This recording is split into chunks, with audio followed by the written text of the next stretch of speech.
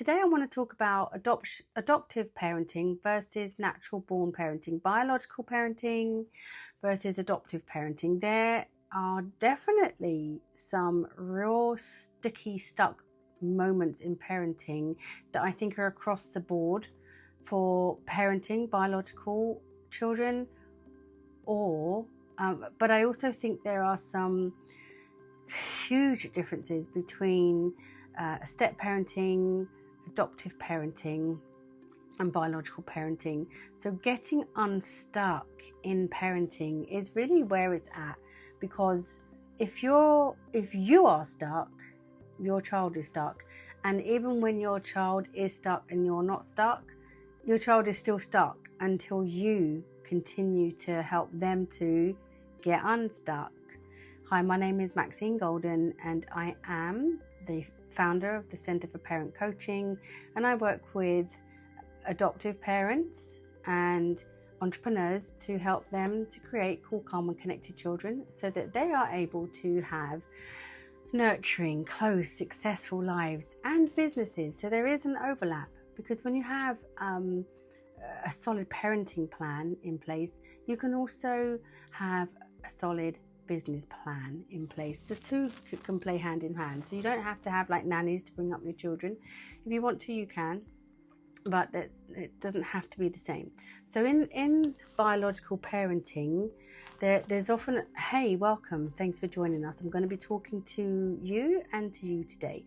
So in biological parenting, there's often like a bond that's built over time. You're obviously from the womb, you're bonded, but then even there are some children that are adopted from birth and they have a bond with their parents. But still, there is the in utero that happens where there is that bonding over pregnancy that you do not get as an adoptive parent or as a step parent. You build the bond through the rhythms over time and pregnancy and infancy and family history. Usually repair is about recalibrating expectations or boundaries in adoption. You're trying to build trust and attachments after a story of loss. So we're coming in from the back and we're trying to retrack and make ground. We're backtracking, we're recovering ground, we're trying to go backwards in order to come forwards. So in that adoption, the child's nervous system has already learned what danger feels like, and you're trying to like teach him what safety feels like, or you're trying to teach her the consistency through presence and repair. And the work is sacred, but it's really heavy. But getting unstuck usually means slowing down enough to notice which part of the system of yours or the child is like looping.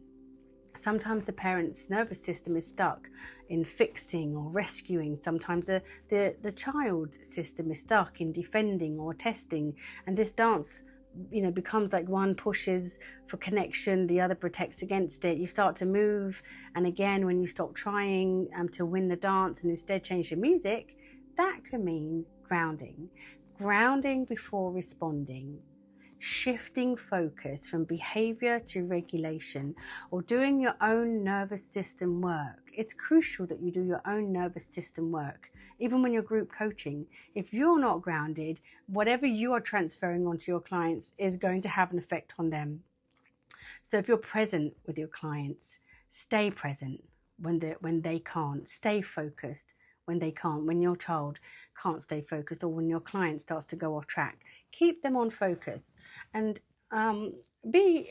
stay with them. Be able to cultivate and develop like an unstuck framework, if you like. Here's what we need to do first. What does that unstuck framework look like? You have to name the loop. Like, see what it is. What keeps repeating? What's in the tone? What's in the trigger? What is it that they keep asking for? What is it that they keep continuously asking you for, and you're not meeting that need? What keeps repeating itself? Whose nervous system is driving the moment? Is it mine or is it the child's? Who's creating the distance from the reactivity? And observe the breaks. Like, to get out of this like trance, to get out of this way of like of dancing in the dark and being able to connect with your child, you have to first regulate. So most parents try to reason with their children before like regulating, but brains don't learn like in a threat mode. So the brain, all the brain wants to do is protect. It's not in a thinking mode, it's not in a learning mode. All it is in threat mode. So all it's doing is thinking, I'm about to die, I need to protect myself. You're not losing authority when you respond. You're regaining access to the wisdom in your child's brain. Sometimes it looks like stepping out of the room. Sometimes lowering your voice or just saying, I need a second to get my calm back.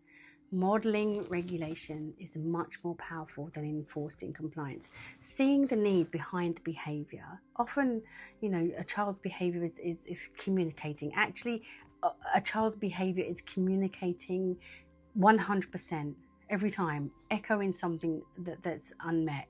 Fear can sound like defiance, right? Shame can look like manipulation. Powerless can mask control.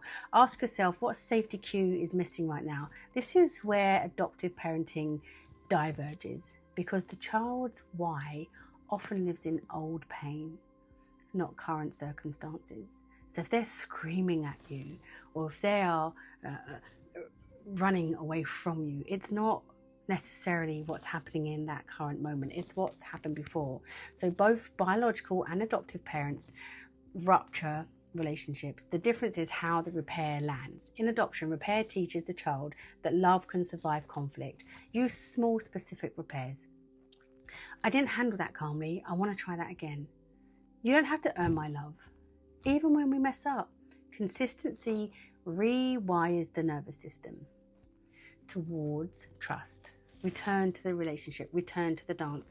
Once everything is calm and connection is restored, revisit the moment together. This is when you can explore teaching, accountability, teaching about the consequences, what can happen, the dangers and so on. Revisiting doesn't mean to rehash it, to go over it again. It means creating like a co-meaning. So what can we both do differently next time to feel safe? This builds mutual agency, and it may feel like a loss of control for you, but it's not. It's working together to gain control, to gain back ground. It's the antidote to stuckness. So the dance that you're doing next time creates a different bond, creates a different response. The core truth of biological parenting relies on attachment history. Adoptive parenting rebuilds it from the ground up. But both can become unstuck when love stops trying to fix and starts trying to understand. So, as you've heard before trying to fix something, just get understanding on the situation, get clarity, get behind the behavior, get to the communication where you are meeting an unmet need. That's where your